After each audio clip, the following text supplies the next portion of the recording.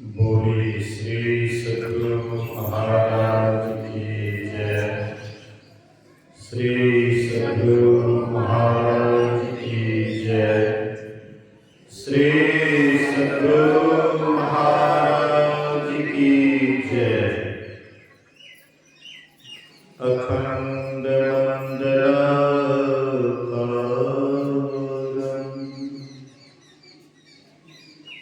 व्याप्तं येन चराचरं तत्पदं दर्शितं येन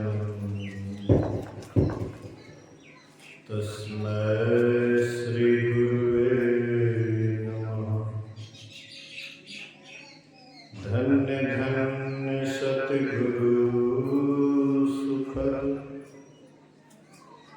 महिमा कहे न जाए। जो कछु कहो तुम्हारी कृपा, मोते कछु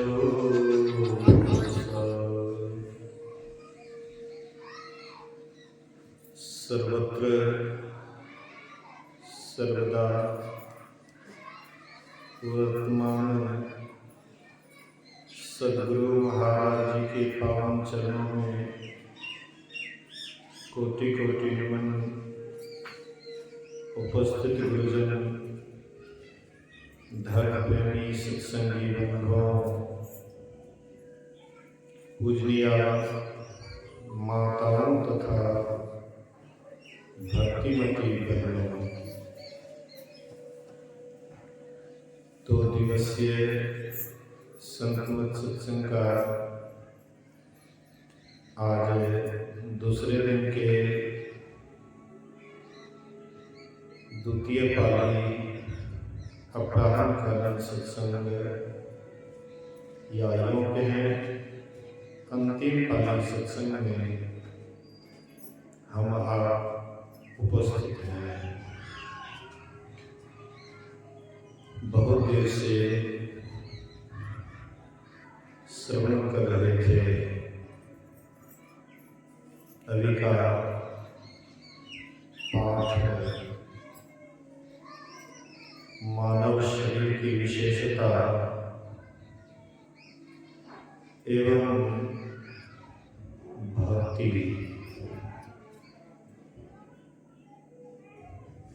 ये 2 विषय पर पाठ हुआ है।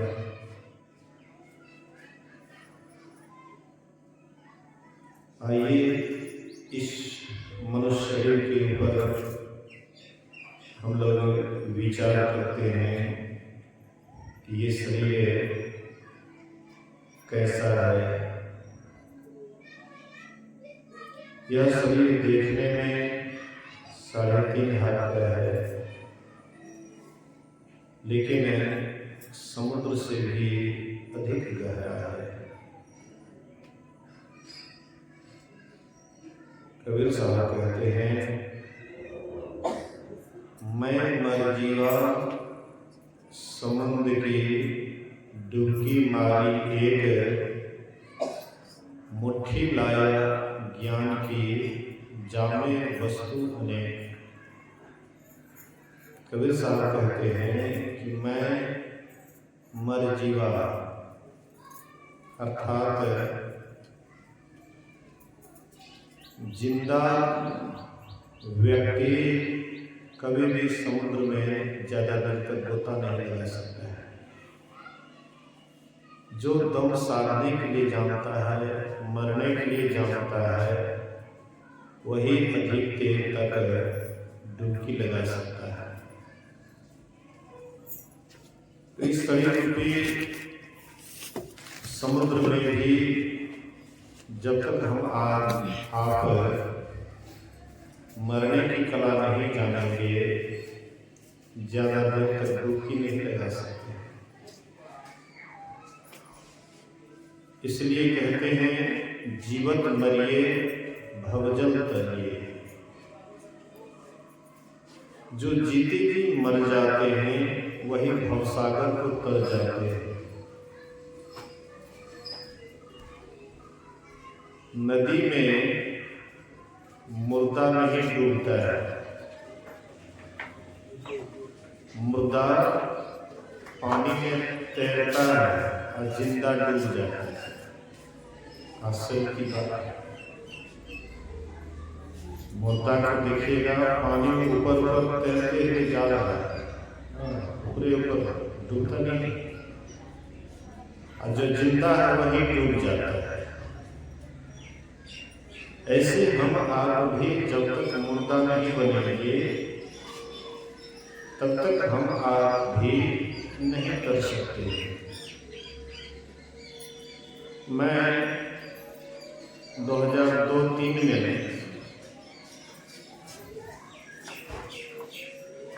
गंगापुर आश्रम में रहता था। उधर सावन भादों में प्रत्येक सावन भादों आता है, तो सबको देखते थे नदी में नहाते हुए, तो मैं भी जाता था। तो हमने भी कोशिश किया, मुर्दा के जैसे शरीर को धर देते थे, चित्त लेट जाते थे, एकदम आराम से बहते हुए जा रहे थे, कोई खास परेशानी नहीं होती थी। और जो हड़बड़ाने लग जाते हैं तो बहुत जल्दी थक जाते हैं, आराम से शरीर को रख दिए एकदम जा रहा है। ऐसे ही अगर हम आप अंदर में डुबकी लगाने के लिए जान जाएंगे तो फिर हमें जन्म मरण के चक्र से सदा के लिए हम आप छूट जाएंगे। और यही काम करने के लिए ही मनुष्य का शरीर मिला है। बड़े भाग्य से जो मनुष्य का शरीर मिला है, केवल संसार में विषय भोग में जाने के लिए नहीं। बड़े भाग मानुष तन का बड़ा भाग्य से मनुष्य का शरीर मिला है। इतना ये दुर्लभ शरीर है कि देवी देवता भी इसके लिए तरसते हैं, वे भी ललायित रहते हैं, दिन रात परमात्मा से प्रार्थना करते हैं कि हमें भी एक अवसर दिया जाए। मनुष्य का शरीर एक अवसर है, और ये अवसर को पाकर के जो अवसर का लाभ नहीं लेते हैं तो उसी को बाद में पछताना पड़ता है। देवी देवता इस शरीर के लिए ललायित हैं। क्यों? हम लोग इस शरीर में आकर के बेखबर हो जाते हैं, और देवी देवता इस शरीर के लिए दिन रात ललायित रहते हैं। आखिर कारण क्या है? देवी देवता को पता है कि यह शरीर से कौन काम करके हम महान हो सकते हैं। हम आप इस शरीर में आ तो जाते हैं, लेकिन अपने लक्ष्य को भूल जाते हैं। ये शरीर में देखने के लिए 9 दरवाजा है, लेकिन एक दरवाजा और भी है जिसको इस आंख से नहीं देख सकते हैं, वह गुप्त दरवाजा है। 9 दरवाजा जो प्रकट है, 2 आंख के, 2 कान के, 2 दूना 4, 2 नाक के 6, 1 मुंह का 7, 2 नीचे का दरवाजा 7 2 9 दरवाजा तो देखने वाला दरवाजा है, लेकिन एक दरवाजा और भी है जिसको हम इस आंख से देख नहीं सकते। और वही मूल दरवाजा है, वही मुख्य है। उसी जगह में रहने के कारण सारी इंद्रियां काम करती हैं। वह जगह से अगर आप हट जाइए तो सब इंद्रियां ठप पड़ जाती हैं, कोई इंद्रियां काम नहीं करती। उसी केंद्र से सभी इंद्रियों की तरफ धारा निकलती है, धारा बहती है, प्रवाहित होती है। और वही केंद्र से जो यह चेतन की धारा प्रवाहित होती है, यही चेतन की धार को जब केंद्रित कर लेते हैं, सभी इंद्रियों को धार से सिमटाव में ले आते हैं, तब हम आपको परमात्मा का झलक दिखाई पड़ता है। ऐसे परमात्मा का झलक नहीं दिखाई पड़ता है। जब तक सिमटाव नहीं होता है तब तक परमात्मा का झलक नहीं दिखाई पड़ता है। जैसे अन्न पसरा हुआ है तो पसरा हुआ नीचे की तरफ होता है, और उसी को जब जमा कर लेते तो ऊपर हो जाता है, उसकी ऊंचाई बढ़ जाती है। ऐसे ही हम चेतन की धार पूरे शरीर में बिखरा हुआ है, पसरा हुआ है। इसी को जब बटोरते हैं, कभी साहब कहते हैं पसरा मना बटोर, इसी को जब हम बटोरते हैं, समेट में लाते हैं, तब परमात्मा की अनुभूति होती है, तब ब्रह्म की अनुभूति होती है, तब आपके अंदर में क्या क्या है सब कुछ झलकने लग जाता है। लेकिन जब तक ये सिमटाव का काम नहीं करते हैं तब तक ये सब अनुभूति नहीं होती है। इसलिए ये सिमटा वाला काम ही कठिन काम है। बिखरने वाला काम तो बड़ा आसान है। सरसों के पोटली अगर बिखर जाए तो उसको बटोरने में बड़ा मुश्किल होता है।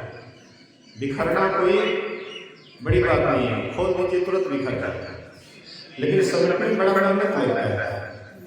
बहुत मेहनत करके इधर से बहारते हैं उधर चला जाता है, उधर से बहारते इधर चला जाता है।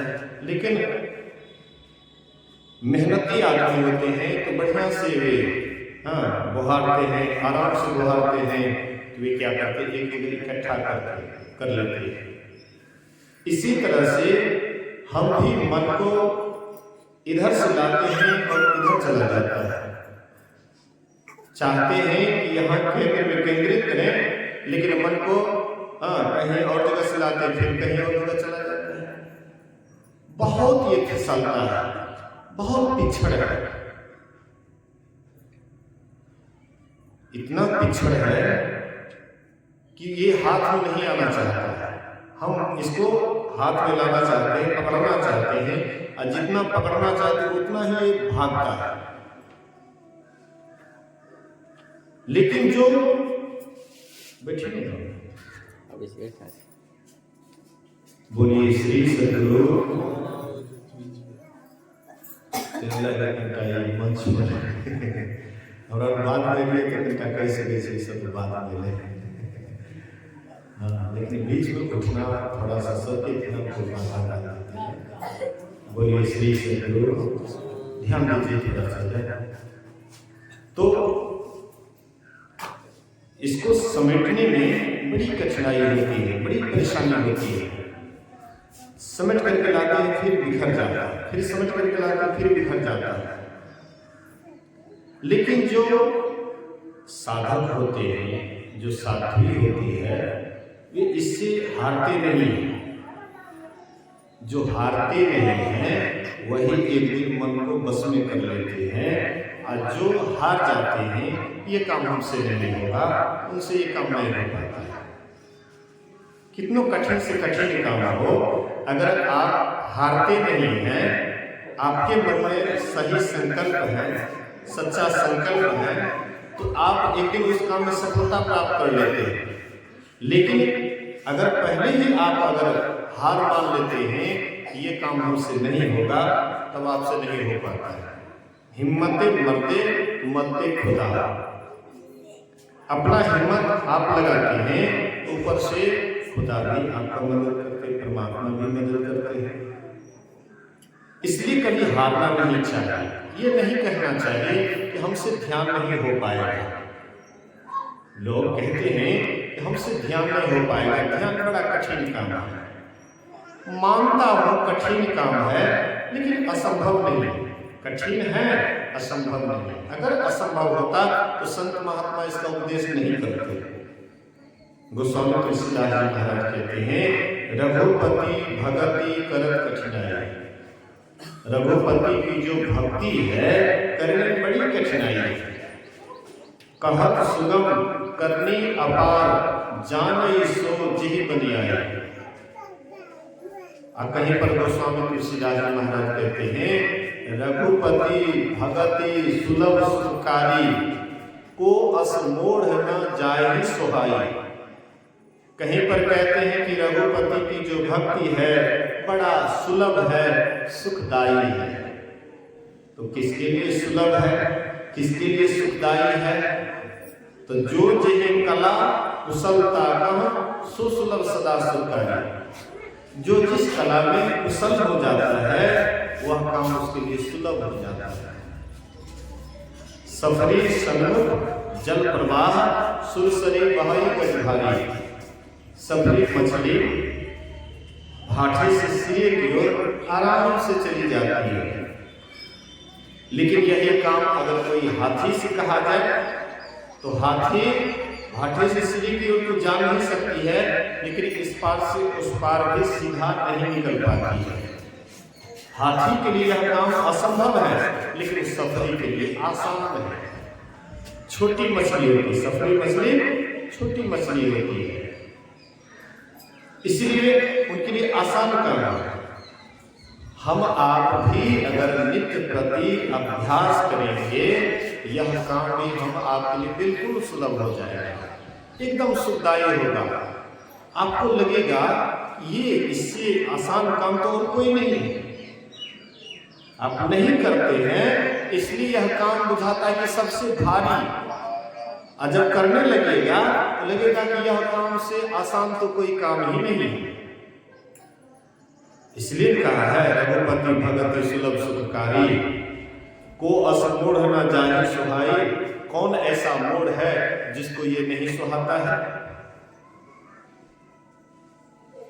लेकिन नहीं करने पर कठिनाई बुझाता है। जो सरकरा मिलई सीतामह, बलते नहीं बिलगावे। अति रसज्ञ सूक्ष्म पिपीलिका, बिनु प्रयास ही पावे। चीनी और बालू का मिश्रण कर दीजिए, दोनों को मिला दीजिए, और किसी बलवान आदमी से कहिए कि ये दोनों को अलग कर दो। कितनों ही बलवान आदमी है, हाँ, कितना शक्तिशाली आदमी है, पहलवान है, और उनको कहिए बालू और चीनी को अलग करने के लिए, उनसे नहीं हो सकता है। लेकिन एक साधारण चींटी को आप छोड़ दीजिए तो चींटी क्या करते हैं, तो बालू को अलग छोड़ देते हैं, चीनी को बेच देते हैं। ये काम चींटी के लिए आसान है, लेकिन यह काम बलवान के लिए बिल्कुल कठिन है, क्योंकि चींटी इस काम में अभ्यस्त है। इसी तरह से चेतन रूपी चीनी को चुनने के लिए जब तक सूरत रूपी चींटी नहीं बनेगा, महीन नहीं बनाइएगा, तब तक इसको कभी भी चेतन रूपी चीनी को चुन नहीं सकता। शरीर में चेतन की धारा फैली हुई है, इसको सिमटने के लिए जब तक हम आप अपने अंदर में सूरत को नहीं, सूरत नहीं जगेगी। कबीर साहब कहते हैं, मेरी सूरत सुहागिनी जागरी, क्यों तू सोवत मोह निंद में, उठ के भजनिया में लागरी। मेरी सूरत सुहागिनी जागरी। हे सुहागन, सुहागन किसको कहते हैं? जो पति से प्रेम पाती है उसको सुहागन कहते हैं, और जो पति से दुत्कार, फटकार, गाली गलौज आदि पाती है, अपमानित होती है, ऐसे को सुहागन नहीं दुहागन कहते हैं।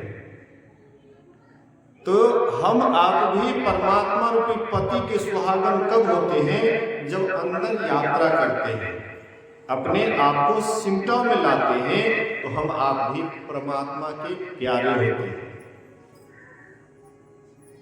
और जब हमारा सूरत बिखरा हुआ है, संसार में फैली हुई है, सूरत फंसी संसार में, ताते पड़ गया दूर, सूरत बांधी स्थिर भये, आठों पहर हजूर। सूरत फंसी संसार में, सूरत संसार में फंस गया है, इसलिए परमात्मा से हम कोसों दूर है, परमात्मा हमसे कोसों दूर है। सूरत बांधी स्थिर भय, और जैसे सूरत को सिमटा में लाते हैं, आठों पहर हजूर, जिधर देखते हैं उधर ही परमात्मा दिखाई पड़ता है। कोई जगह परमात्मा से खाली नहीं है, हर जगह परमात्मा से भरा हुआ है, लेकिन फिर भी परमात्मा दिखाई नहीं पड़ता है, इसलिए कि मन बिखरा हुआ है, चेतन फैली हुई है, इसीलिए नहीं दिखाई पड़ता है। और जैसे सिमटा में लाते हैं तो हर जगह परमात्मा ही परमात्मा दिखाई पड़ता है। इसलिए महापुरुष कहते हैं सूरत को जगाना है। तो लोग क्या करते हैं, दशहरा आता है, जगन्नाथ जी में हर रात जग करके देवी मैया को जगाते हैं। देवी क्या है? आपके अंदर में जो शक्ति है, एनर्जी है, वही है देवी स्वरूप। और वह कैसे जगेगी? जब तक सिमटाव नहीं होगा तब तक शक्ति नहीं जगेगी। सिमटाव करना पड़ेगा। तो ये सिमटाव जब तक साधना नहीं करेंगे, चेतन का सिमटाव नहीं करेंगे, तब तक ये नहीं जग सकती है। इसलिए गुरु साहब कहते हैं मेरी सूरत सुहागन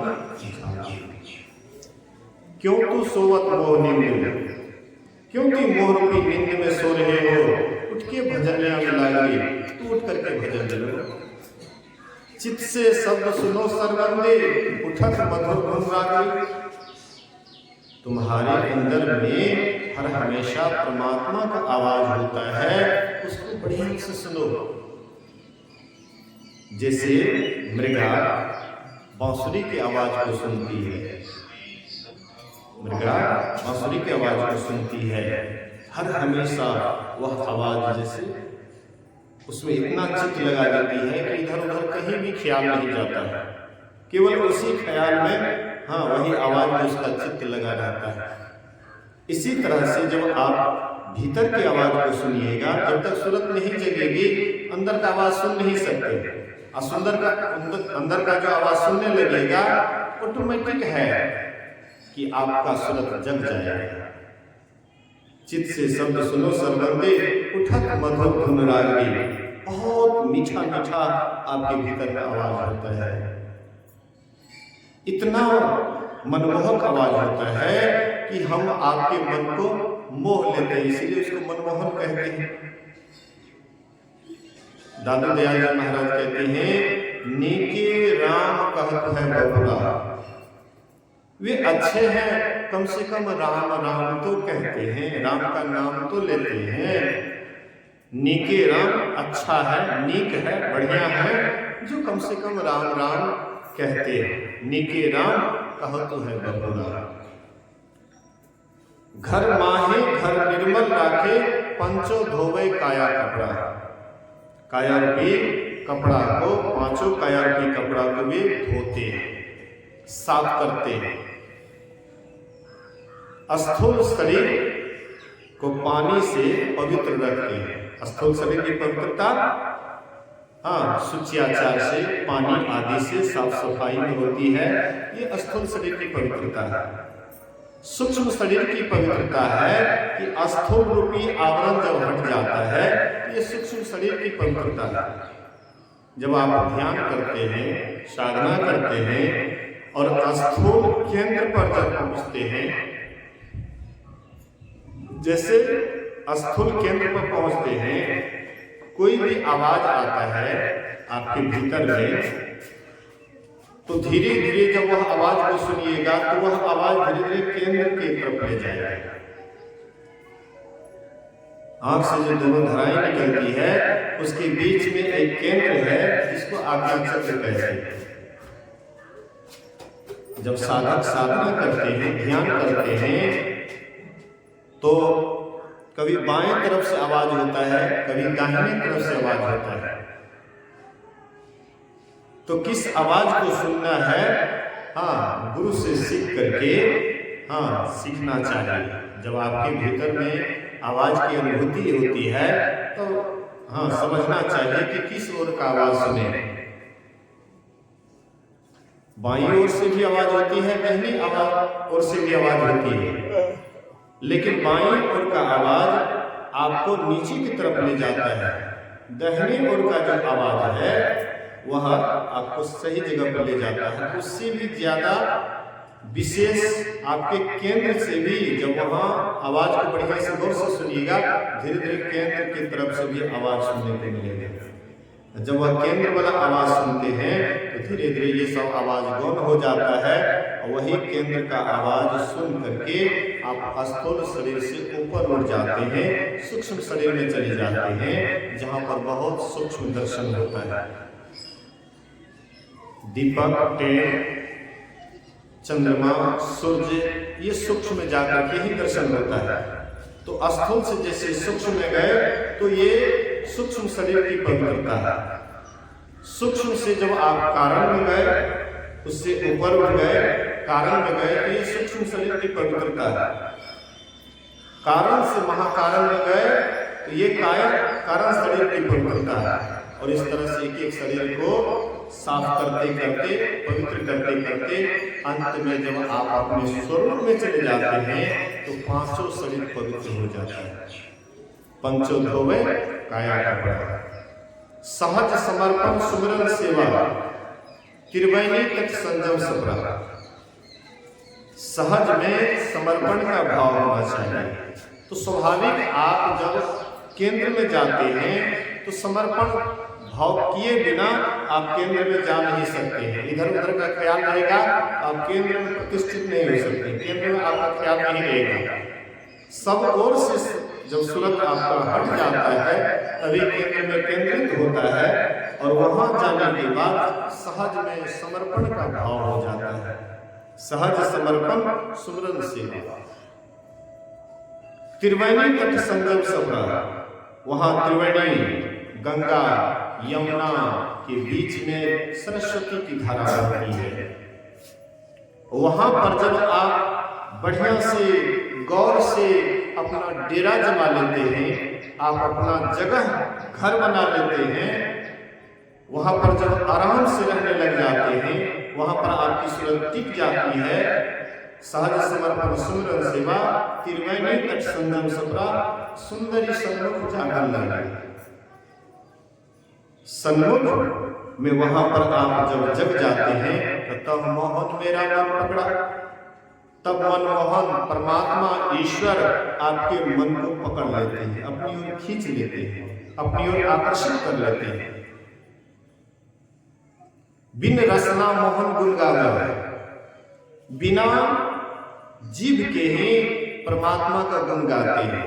आप ऐसा नहीं सोचिएगा कि अभी हम वर्णन कर रहे हैं परमात्मा के संबंध में तो तभी उसका गुणगान होता है, और नहीं वर्णन करते हैं तो गुणगान नहीं होता है। बिना गुणगान किए हुए भी गुणगान होता है। जब आप वहां पर चले जाते हैं, परमात्मा की आवाज को सुनते हैं, ऑटोमेटिक उसका गुणगान हो रहा है। बिन रसना मोहन गुण गावे, नाना वाणी अनुभव अपरा। कहते वहां पर बहुत रंग बिरंग की आवाज होते हैं, ऐसा ऐसा आवाज होते हैं कि पी पी होए सुरत मतवाली। ये मन जो है सुरत बन जाती है, एकदम मतवाला हो जाती है। वहां जाने के बाद मन मस्त हो जाता है, मन को संसार का रत्ती भर में चिंता नहीं रहती है। बिन रसना मोहन गुण गावे, नाना वाणी अनहद अथरा। दादू अनहद ऐसे कहिए, भक्ति तत्व यह मानव सकरा। दादू दयाल जी महाराज कहते हैं कि वह अनहद इतना विचित्र है, इतना विचित्र है कि क्या करना है। ये भक्ति का मार्ग जो है सकरा मार्ग है, सूक्ष्म मार्ग है। ये पूजा पाठ है स्थूल मार्ग है। पूजा पाठ दिखाने वाला है कि हम पूजा करते हैं तो लोग कहेंगे कि पूजा करते हैं, लेकिन वहां पर ये बाहरी पूजा सब गौण हो जाता है। भीतरी भीतर यह जीव इतना आनंदित होता है, इतना सुख लगता है कि इधर की सब बात में भूल जाते हैं। इसलिए सुंदरदास जी महाराज कहते हैं, श्रवण बिना धुनी सुने। बिना कान के वे ध्वनि को सुनते हैं। ये कान बहरा है, ये कान क्या है? संसार की आवाज को सुनाता है, संसार की आवाज को सुनाता है। संसारे में उजराता है, संसारे में हम पड़ जाते हैं। लेकिन बिना कान के सुनते हैं, बिना आंख के देखते हैं। ये आंख से परमात्मा नहीं दिखाई पड़ता है, लेकिन आपके भीतर में एक आंख और है, उस आंख से परमात्मा के सूक्ष्म रूप का दर्शन करते हैं। श्रवण बिना धुन सुनय, नयन बिनु रूप निहारय, रसना बिनु उच्चरय। बिना रसना के, बिना जिह्वा के बहुत प्रशंसा करते हैं। रसना बिनु उच्चरय, प्रशंसा बहुत विस्तार है। नृत्य चरण बिनु करय, बिना पैर के वे भीतरे भीतर इतना आनंदित होते हैं, एकदम नाचने लग जाते हैं। मीराबाई नाची थी, कहते हैं ना, पग घुंघरू बांध मीरा नाची थी। तो मीरा जब नाचती थी, क्या संसार को दिखाने के लिए? संसार हमको देखे कि कितना बढ़िया मीरा नाचती है। मीरा संसार को दिखाने के लिए नहीं, यहाँ जो और आदमी नाचते हैं वो तो लोगों को दिखाने के लिए, दिखाने के लिए, बुझाने के लिए कि लोग हमको पैसा देंगे, नहीं लाते हैं। नचाने के लिए लोग लाते हैं, फिर पैसा देते हैं। लेकिन मीराबाई इस ख्याल से नहीं नाचती थी, बल्कि ऑटोमेटिक उनके अंदर में नाचने का ख्याल हो जाता था, लोगों को दिखाने के लिए नहीं। अब कैसे नाचना है, कैसे नाचना है वो भी उनको याद नहीं रहता था। बस एक आनंद में आनंदित हो जाती थी, इतना आनंदित हो जाती थी कि ऑटोमेटिक नाचने लग जाती थी। ऑटोमेटिक नाच शुरू हो जाता था। तर्ज जोर से कोई मतलब नहीं कि कैसे नाचना है, क्या नाचना है, लोग क्या देखेंगे, लोग क्या कहेंगे। लोगों के प्रति उसका ख्याल ही नहीं रहता था। मतलब मोहन मेरे प्रति, मोहन मेरे प्रति मतलब आकर्षित हो, मैं मोहन को रिझाऊं, केवल उन्हीं के तरफ ख्याल रहता था, संसार का तरफ ख्याल नहीं रहता था। संसार तो लोग उसको पागल कहते थे। मीराबाई को कोई बढ़िया कहते थे, अगर बढ़िया कहते तो उसका देवर उसके लिए जहर की व्यवस्था करते, जहर पिलाते हैं, सांप का पेटानी उसके लिए भेजते। इधर संसार के लिए तो वह पगली थी, लोग कहते थे पगला गई है। देखो कोई लोक लज्जा कुछ भी इसको होश हवास नहीं रहता है, देखो पागल हो गई है। इसलिए उसका देवर मारने के लिए बहुत ही यत्न किए, ये कुल कलंकिनी किसी तरह से मर जाए। आपके हमारे यहाँ भी कोई भक्त या भक्तिन हो जाए और सही में उसको प्रेम हो जाता है तो लोग उसको पागल ही घोषित कर देते हैं कि तो पगला गया है। सही अगर रंग चढ़ता है तो बस पागल में और भक्त में कोई अंतर नहीं रह जाता है। अक्सर लोग उसको पागले कहते हैं। असली भक्त जो होते हैं, सच्चे भक्त जो होते हैं, वे एकदम पागल के समान हो जाते हैं। उनके मन में होता है कि कैसे परमात्मा हमको मिल जाए, कैसे मिलोगे पिया जाए, समझी सोची पगधड़ो जतन से बार बार डिग जाए। ऊंची गेल राह रट्टीली पाँव नहीं ठहराए। कहते हैं वह जो रास्ता है बड़ा पिछड़ है, जैसे हम उधर चलना चाहते हैं फिसल जाते हैं। ऐसा वह पिछड़ रास्ता है कि उधर जाने के लिए चाहते हैं असुरत फिसल जाती है, फिर ऊपर करते हैं फिर फिसल जाती है। बड़ा विचित्र रास्ता है, बिन पावन की राह है, बिन बस्ती का देश, बिना पिंड का पुरुष है, कहे कोई संदेश। इसलिए जो भी महापुरुष हुए हैं लोग उसको पागल घोषित किए। कौन उसको बढ़िया कहते हैं? कोई बढ़िया नहीं कहते। आज में गुरु महाराज का हम फोटो लगा करके रखते हैं, लेकिन जिस समय में थे उस समय में प्रायः लोग समझते थे कि पागल हो गए। ऐसी लीला करते थे। इस तरह से संसारिक आदमी से उल्टा उसका खेल होता है। जौन चाल संसार के तौन साधु के नहीं। जो चाल संसार का होता है उससे उल्टे चाल चलते हैं साधु। इसलिए लोग उसको प्रायः पागल कहते हैं। समाज उसको बर्दाश्त नहीं कर पाते, इसलिए जहर का प्याला भी भेज देते हैं। पिटारी में जहरीला सांप भी भेज देते हैं कि इसको जल्दी से मार दिया जाए। कौन उसको बढ़िया कहेंगे?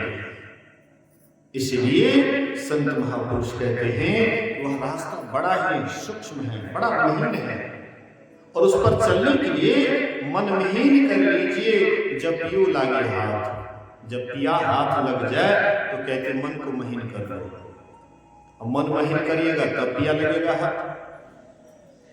मन महीन कर लीजिए जब पियो लागे हाथ, जब पियो लागे हाथ नीच हुए सबसे रहना, पच्छा पच्छी त्यागी ऊंच वाणी नहीं कहना।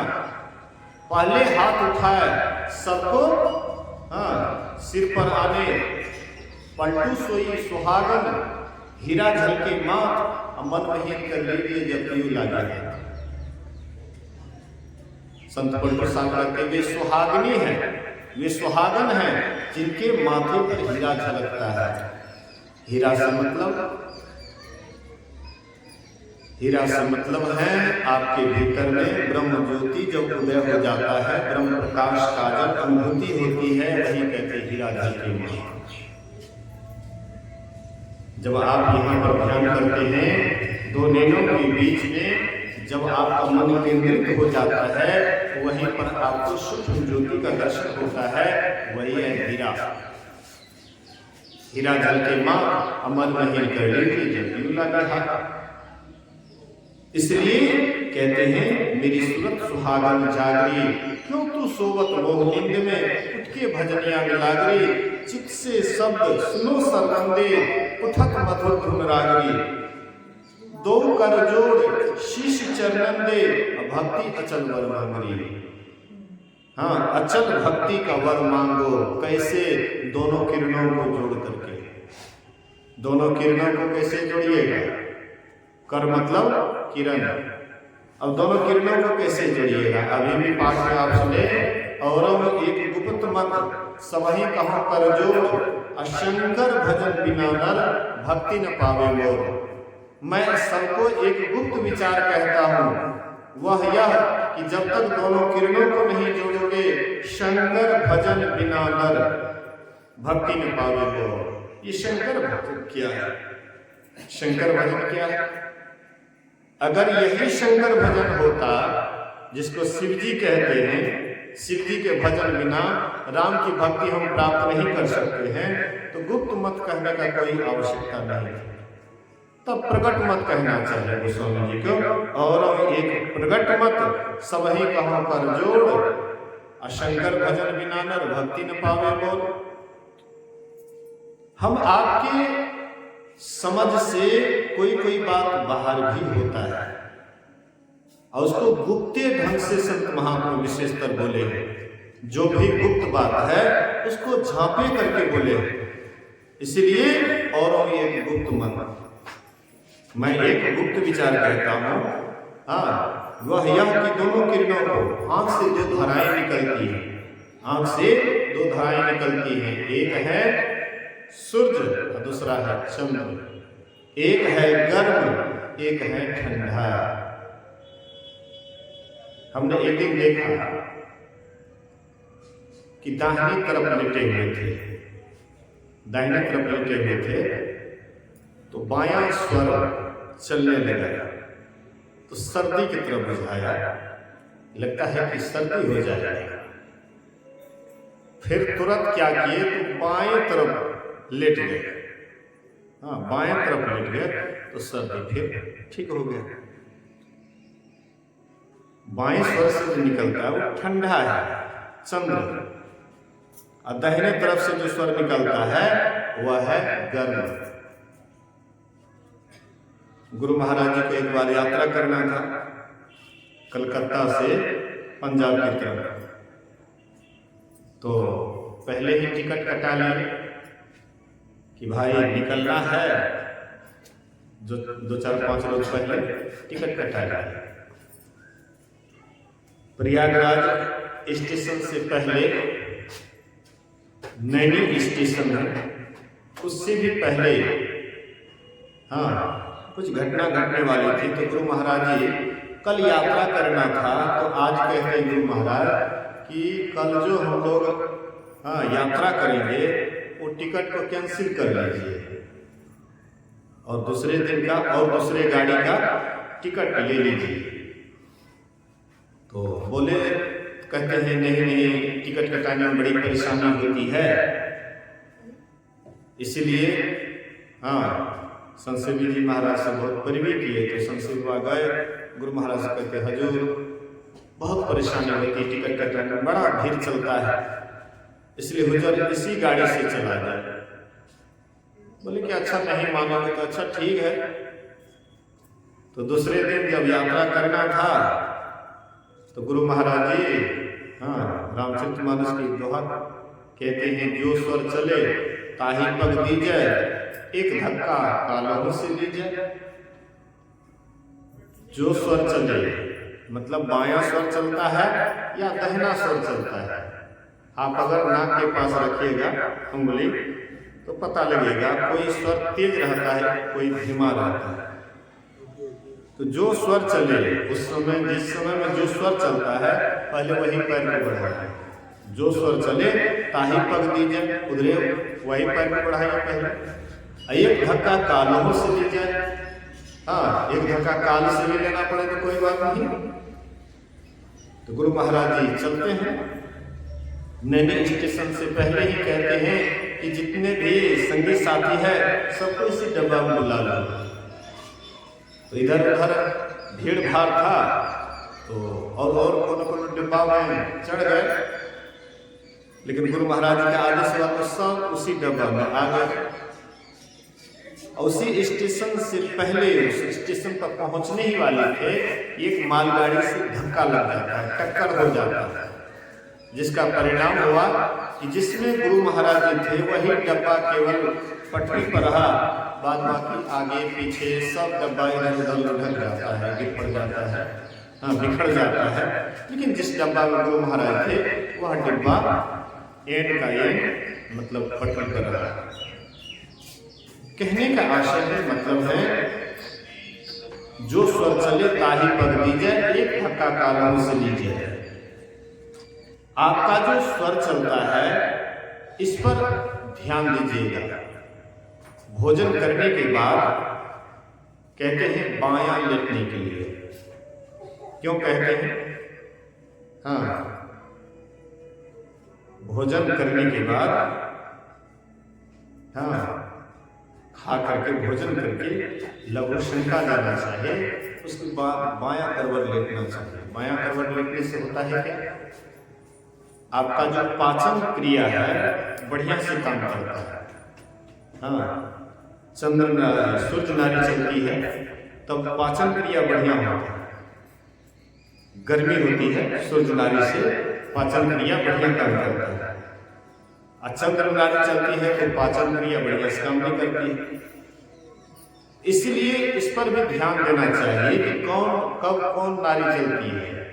अगर आपका बाईं नाड़ी चलती है, ध्यान पर बैठिएगा तो मन जल्दी एकाग्र नहीं होगा, मन शांत नहीं होगा। बैठिएगा मन इधर से उधर छटपट ना तो बैठने का मन होगा और ना ही ध्यान मन केंद्रित होगा। और जब बायां स्वर चलता है, चंद्र नाड़ी चलती है, तो उस समय दिमाग ठंडा रहता है, मन शांत रहता है। हाँ, चंद्र ठंडा का प्रतीक है, सूर्य गर्मी का प्रतीक है। जो चंद्र नाड़ी चलती है तो उस समय मन शांत रहता है, स्थिर रहता है। तब आप ध्यान पर बैठिएगा तो मन जल्दी शांत हो जाएगा।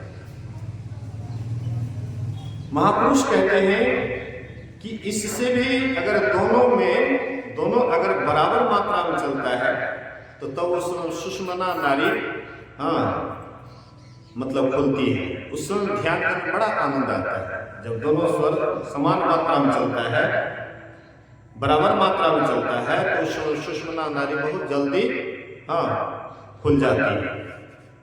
इसीलिए कहते हैं शंकर भजन, यहाँ शंकर से मतलब है दोनों आंख से जो धाराएं निकलती हैं वही दोनों किरण, तो जहां पर एक होती है दोनों आपस में, हाँ दो किरण जब आपस में टकराती है तो वही पर बिंदु होता है। दो कर जोड़ शीश चरण दे, भक्ति अचल बर मांगी। असली भक्ति का वरदान वहीं पर मिलता है जब दोनों किरण एक होता है। और जब तक एक नहीं होगा दोनों किरण, असली भक्ति का वरदान आप नहीं प्राप्त कर सकते। और एक गुप्त मत सभी कहो कर जोड़, शंकर भजन बिनानर भक्ति न पावे। जब तक दोनों को जोड़ोगे नहीं तब तक मेरी भक्ति को प्राप्त नहीं कर सकते हो।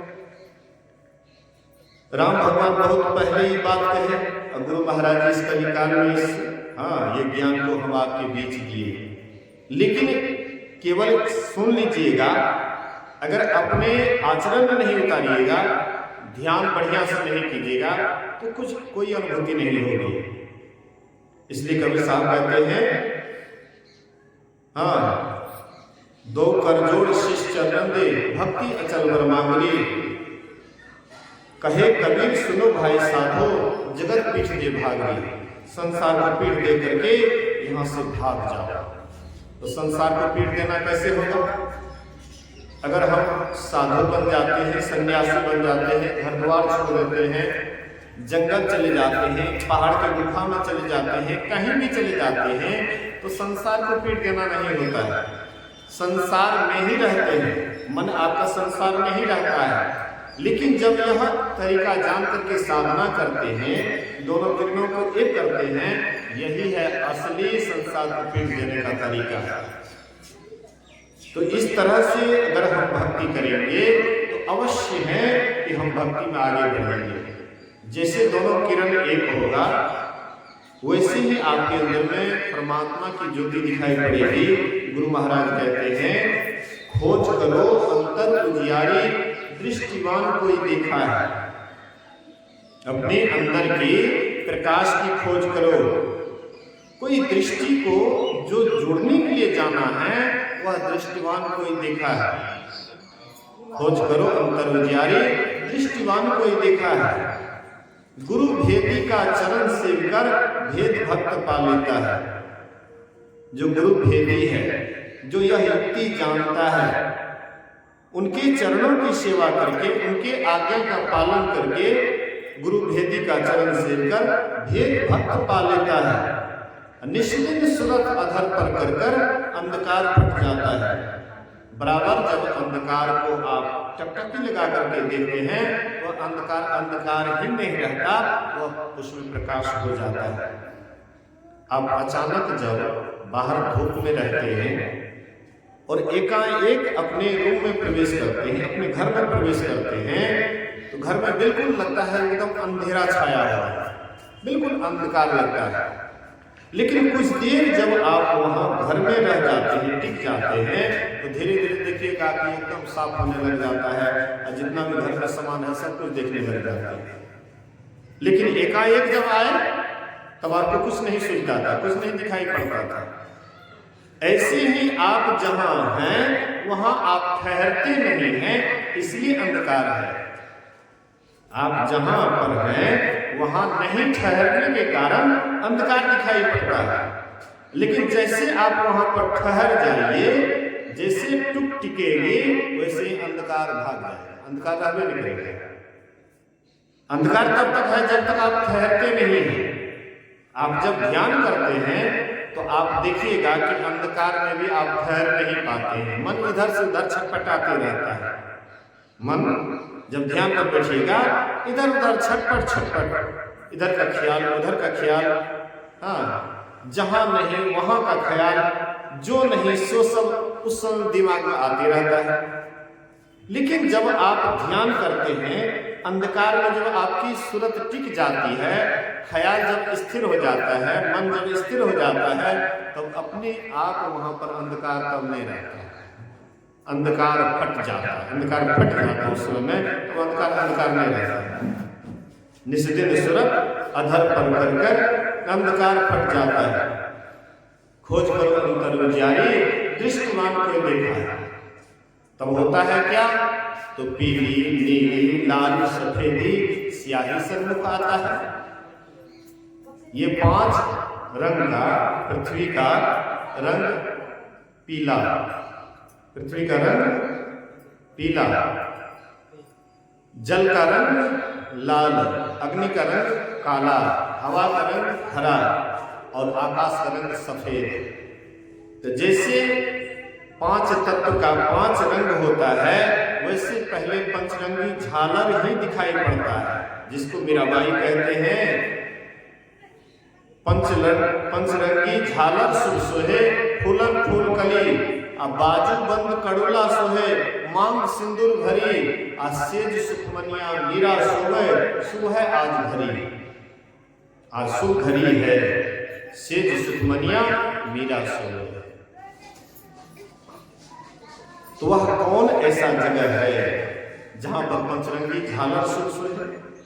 तो आपका ख्याल जब अंधकार में टिकता है तो सबसे पहले यही झालर सामने में आता है, पीली, नीली, लाल, सफेदी, स्याही, सन्मुख आता है। तब छट छट छट छट बिजली छटके, बिजली का छटक जैसे आकाश में देखते हैं सावन भादों के समय में जब बादल लगती है तो कभी कभी बिजली का भी छटक होता है, तड़का का भी आवाज सुनते हैं। ऐसे ही कभी कभी जो है दृष्टि जब टकराती है तो बिजली का छटक हो जाता है, भोर का तार दिखाता है, तब आपके अंदर में रुतबा तारा भी दिखाई पड़ता है, फिर चंद्रमा भी दिखाई पड़ता है, फिर सूर्य भी दिखाई पड़ता है। उसके बाद जब आगे की यात्रा करते हैं तब आपको सार शब्द मिलता है। जब सूर्य के आगे चलते हैं तब सार शब्द की अनुभूति होती है। सार शब्द वही परमात्मा से मिलाता है। इधर जो अनहद शब्द है, आप कहिएगा जब सार शब्द ही परमात्मा से मिलाता है तो और जो इधर का शब्द है मायावी शब्द है तब तो उसका ध्यान करना नहीं चाहिए। लेकिन जब तक ये मायावी शब्द का ध्यान नहीं करिएगा तो सार शब्द को कैसे पाइएगा? नीचे वाला जब तक शब्द नहीं सुनिएगा तो ऊपर वाला शब्द को कैसे सुनिएगा? नीचे से जैसे क्रम क्रम से आप ऊपर चढ़ते हैं, छत पर जाते हैं एक एक सीढ़ी पर सीढ़ी करके, इसी तरह से आपके भीतर में जो अनहद शब्द पहले मायावी शब्द होती है, ये मायावी शब्द ही अंत में ले जाकर के सार शब्द से मिलाता है। वही सार शब्द ले जाकर के आपको परमात्मा में मिला देता है। फिर आपको जन्म मरण के चक्र से सदा के लिए छुट्टी हो जाती है। फिर आपको जन्म मरण के चक्र में आना नहीं पड़ता है। इन्हीं बात को सुनना है, समझना है और अपने जीवन में उतारने का कोशिश करना है। यह मनुष्य शरीर में आकर के अगर आपने ये काम कर लिया तब तो आपने सब काम कर लिया। लेकिन मनुष्य शरीर में आकर के अगर आपने संसार के काम धाम में ही पूरा जीवन बिता दिया, यही काम से आपने बेखबर रहा, तो फिर इस शरीर में आकर के आपने कुछ नहीं किया, कुछ नहीं किया, कुछ नहीं किया। इसलिए मूल आपका काम यही है, ईश्वर की भक्ति। ईश्वर भक्ति करके ईश्वर परमात्मा की तरफ चलिए। अरे प्राप्त नहीं कर सकेंगे, कम से कम यात्रा प्रारंभ कर देंगे तो कभी न कभी मंजिल तक जरूर पहुंचेंगे। जो चलना आरंभ कर दिए हैं तो वे कभी न कभी यात्रा उनका पूरा होगा ही, और जो अभी यात्रा शुरू भी नहीं किए हैं तो फिर अंत कैसे होगा? शुरू होगा तब तो अंत होगा। इसी को भगवान कृष्ण कहते हैं, जो योग का आरंभ कर देते हैं उसका उल्टा परिणाम नहीं होता है। अर्जुन ने पूछा कि भगवान कोई योग का आरंभ कर दिए हैं और उसका योग पूरा नहीं हुआ, मंजिल तक नहीं पहुंचा, बीच में ही योग भ्रष्ट हो गया, मन विचलित हो गया, मन चंचल हो गया और उसका शरीर छूट गया। तो जैसे आकाश में बादल लगता है वैसे ही वे आदमी बादल लगने के बाद जोर से तूफान आता है, बादल को छिन्न भिन्न कर देता है। कहते इसी तरह से उसका मन छिन्न भिन्न हो जाता है तो उसमें वह बीच में विनष्ट तो नहीं हो जाता है। तो भगवान कृष्ण कहते हैं क्या इस लोक में और क्या परलोक में ऐसे जो शुभ कर्म करने वाले हैं, अर्थात जो योग का आरंभ कर दिए हैं, ऐसे शुभ कर्म करने वाले की कभी दुर्गति नहीं होती है।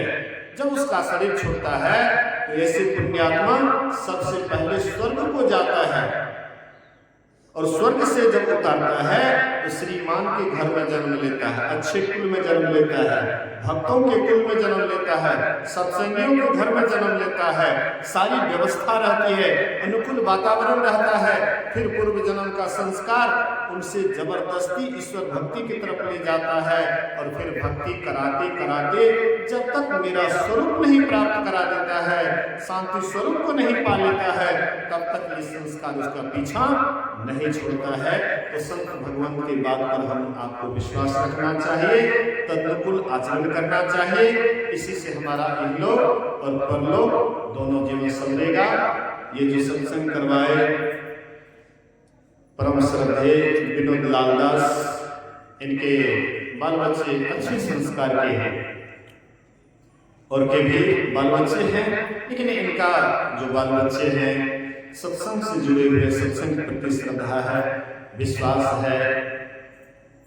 कोई आदमी है कि संसार में केवल उन्नति करते हैं, मतलब आर्थिक स्थिति उसका बढ़िया हो रहा है, लेकिन धार्मिक स्थिति उसका गड़बड़ है, धर्म के प्रति उनके अंदर में आस्था नहीं है, तो वह आदमी केवल संसार की उन्नति से ही वे कभी परम कल्याण पा नहीं सकता है। लेकिन कोई संसार की उन्नति करते हुए भी धार्मिक है, धर्म के प्रति आस्था है, विश्वास है, तो ऐसी व्यक्ति इहलोक में भी सुखी रहता है और परलोक में भी सुखी रहता है। ऐसे इनके परिवार हैं, धर्म से जुड़े हुए हैं, धर्म के प्रति आस्था है, विश्वास है। इसलिए मैं गुरु महाराज से प्रार्थना करता हूँ कि इनके परिवार में जैसे धर्म के प्रति आस्था है वैसे ही दिन प्रतिदिन बढ़ते जाए। आप सत्संगी भी आप लोगों के लिए भी मैं गुरु महाराज से प्रार्थना करता हूँ कि आप लोगों के अंदर भी गुरु महाराज जी के प्रति, भक्ति के प्रति दिन दुनी रात चौगुनी वृद्धि हो। इसी वचन के साथ मैं अपनी वाणी में विराम देता हूँ। एक बार गुरु महाराज जी की जय जयकार बुलंद आवाज में करें। बोल